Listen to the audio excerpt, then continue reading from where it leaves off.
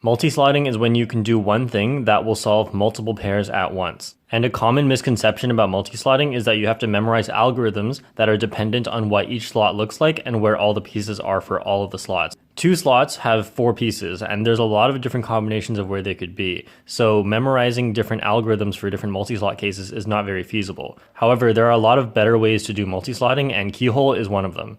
So before I get into how this is done, I want to show you what the result will be. So here's a corner solved and here's an edge solved, and whenever you have that for multiple slots, you'll be able to do multi-slotting with keyhole. So let me just show you. Here's the corresponding edge that goes in here, and here's the corner that goes in here, and we can solve it like this. So before we get into the advanced technique of multi-slotting, we need to go over the basics of keyhole, and don't worry, this won't take too long. So say we have an edge solved during F2L, but the corresponding corner is not solved. So you could do it in the regular F2L way, like this for example, and then insert it. Now say you have a neighboring slot that is not being used, as in it's not solved yet. So you can just move the corner spot over here, and then insert this corner into here now, and then put it back. So now we have a similar case where the corner is solved, but the edge is not solved. So just like before, we don't have to do a regular F2L thing like that, and then insert like that. Instead, all we have to do is move the corner away and then insert the edge, then move the corner back. That's given that we have a slot that's not being used. So we can move this corner away like that and bring in a junk corner, then insert the edge, which can be done in a few ways, but usually you would do it like this. Or if the edge was back over here, then you could do it like this, and then put the corner back. All right, so now you know the basics of keyhole and we can move on. If you find any of that confusing, you can leave a question in the comments or you can try this out for yourself, because trying it out probably is the best way to figure it out. So now we can move on to the advanced multi-slotting portion of keyhole. So the sign should be that there's a corner solved and a different edge solved. So what this means is that there's a corner edge pair, just like in regular F2L, that needs to be solved. And you can solve these at the same time. So just because they belong to different slots does not mean you have to solve them separately. You can still solve them as a corner edge pair. So here's how you do it. You start by lining up the two that are unsolved, so like that. So now you need to solve this slot. And here we have the corner, and here we have the edge. So all you would have to do is insert them using regular F2L techniques in order to solve both of them. And then you can realign this and you have done multi-slotting. All right, so when I did that, it may not have been so obvious that these two were already a made pair, because first of all, these colors don't really match up. So how would you even be able to tell that this was a made pair and that you could insert it like this? What if the edge was flipped? How would you know? All right, so let's take a look at this corner edge pair and compare it to the exact same case with a flipped edge. So what you notice for this one is if you align the two pieces that are not solved and then insert this, you'll end up with a flipped edge. So what I'm going to talk about here is how you can tell whether or not you're going to have a flipped edge. So the difference between these two is that this one, the side color red, matches the side color red over here. And that's how you know that the edge is not going to be flipped. This concept is just basic edge orientation. So if you know how to do ZZ, you should know how to do this too. And here we have green on the side here, but the side here is not green. It matches the front instead. So when you do this, it won't line up, and therefore the edge will go in flipped. Now, just for comparison, let's look at a regular pair. So this pair, you know you can insert it into here, and the edge is not going to end up misaligned. But how you probably can tell that is because these colors line up. Now, how you can tell that without having to look at that these colors line up is by looking at this color on the side here, blue, and seeing that it matches up with the side here, blue. So that means that it will be able to go in without being flipped. So again, back to the multi-slot case. Here the side color is red, here the side color is red. So then when you do the keyhole multi-slot, put these two together and insert it, it will end up being flipped correctly. Now here, this doesn't match the side here. Green does not match red here. So when you do the multi-slot, line these up, insert the pair, and realign, then this will end up flipped. Okay, so that's basically the entire concept, but I'll go through a few more examples so that it makes more sense. So first of all, you have a solved corner and a solved edge belonging to different slots. So then you line up the two of those that are unsolved like this. And then you need to solve this slot. So the red-green corner is over here and the green-orange edge is over here. So what you want to be able to tell next is whether or not this color will line up with the side color. So the two side colors here. And they will line up if you did that. You don't have to actually do it. You just have to see that they will. And then you know that you can do this insertion without rotating. So you have the corner oriented this way, and then you have this one over here. So then you'll have to do this to insert it. So just the regular 3-move insert.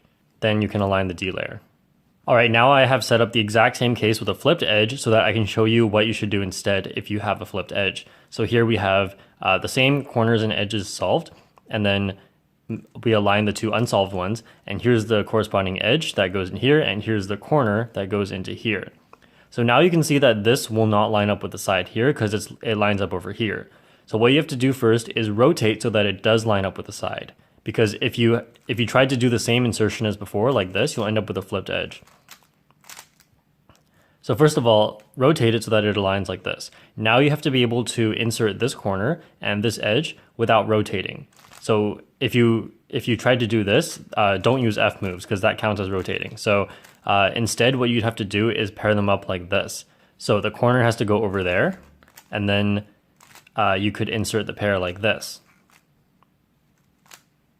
Now to end off the tutorial, I will be showing you how I did the one right at the beginning of the video. So this is the same case, corner solved here, edge solved here, and we have the edge over here that goes into here, and the corner that goes into here. So first of all, what I did was I lined up these two like that. Then I checked that this color over here on the side, green, would align on the side color here, green. So then what I did was I paired these two up like that, and then inserted into the front like this. And then the last thing is I'll show you what I would have done if the edge was flipped instead. So here, corner, edge solved, so align these two like that. And then here's the corner and here's the edge just like before. However, the edge is now flipped. So you'll see that this side color red here will not match the side color over here, which is green. So then I'll have to do a rotation before I start, and then I'll have to insert this pair. So this takes a lot of practice to be able to tell what case you have exactly, but once you understand it, it will get easier and easier. So really, if you want to learn this concept, just practice it a lot. So I will put the edge over here, and I want the corner now over here, like that. And now this makes a 3-move insert. And then align the D layer. So let's take one last look at the key concepts. So now you might be thinking that a corner and an edge showing up both solved in different slots and you notice them all at the same time may not be very frequent. However, it doesn't have to be frequent. You can make it more frequent. So the thing with an X cross is you solve in an extra corner and an extra edge, right? So you can just solve a different extra corner and extra edge after your cross, and then you can still just do multi-slotting so that by doing one slot, you've essentially solved 2. So let me just show you one example here. So here we have the blue and the orange already done, and then red can go here, which is opposite of orange. And then when we do red, the corner here will align with the edge piece. Then when we solve green, we have a corner solved. So we don't necessarily have to solve the corresponding edge over here. We can solve some different edge and it will still work out. So here's an edge that we can solve that we could have tracked during inspection, and then just solve it into there. All right, now we have a solved edge and a solved corner. So now we have the corner here and the edge over here that corresponds to these two over here. So then we'll just use the keyhole technique. So here we have a solved corner, solved edge. So we align the ones that are not solved like that. Then looking at these two, we can insert it into here. So the green here matches the green here, so that means I won't have to rotate, which means it must not be inserted like this because that takes a rotation. So instead I can pair it like this and then insert it into here like that.